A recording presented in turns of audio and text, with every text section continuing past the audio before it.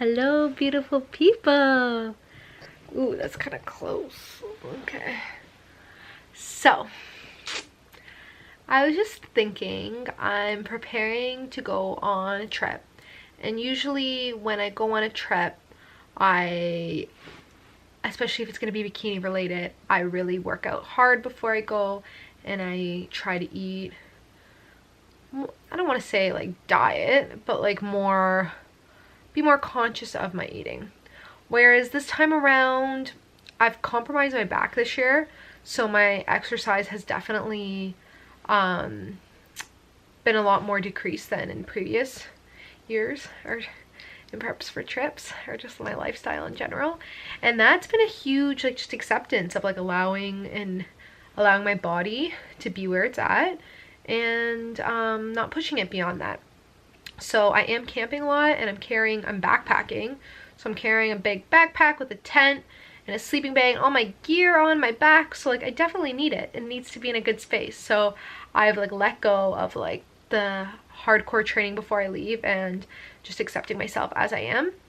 And also I haven't been strict on eating. Like I'm pretty much going out for dinner every day this week before I leave, saying bye to people because I'm leaving for so long. And you know what? I would not limit or take away that opportunity to spend time with the people I love and share memories because I'm so fixated on this body image. That being said, I am not perfect, and I definitely do struggle with body dysmorphia. So what is that? Why do we have it? So when I look at myself in the mirror, I'm super self-conscious of my stomach. That's probably the one area that I dislike and I'm always so harsh on. I'm trying to like look at myself and love myself fully and see me as beautiful. Because even when I'm at my most optimal dieting and fitness, I don't want to say dieting because like I'm not strict at all. I just eat what feels good. I have IBS, which is irritable bowel syndrome, which is linked with my anxiety. So I eat really clean just because it makes me feel better in general. But I don't cut certain things out because I'm like trying to like have this figure, and so I don't really like to say dieting because I see it more just like what I eat and like what I fuel my body with. And sometimes I'm like really craving pasta, and I'm Italian, and I'll eat that pasta. Like tonight I had a mean pasta and it was delicious, and then I had gelato right after and it was great, and I don't regret it. But with that being said, then I have moments of like when I look at myself in the mirror and I'm really harsh on myself. So I don't know why I'm babbling and like what I'm trying to get at. What I am trying to say is it really doesn't matter if you're healthy inside out.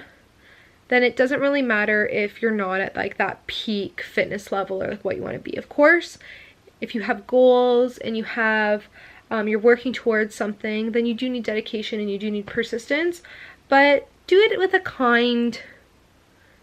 being kind to yourself instead of being so mean and like you should be here, you should look like this, and name calling yourself. Like I feel like a lot of times we're way harsher on ourselves than we are to others, and like a lot of times we're harsh on others too, but I feel like if you're harsh to others, you're 10 times harsher on yourself.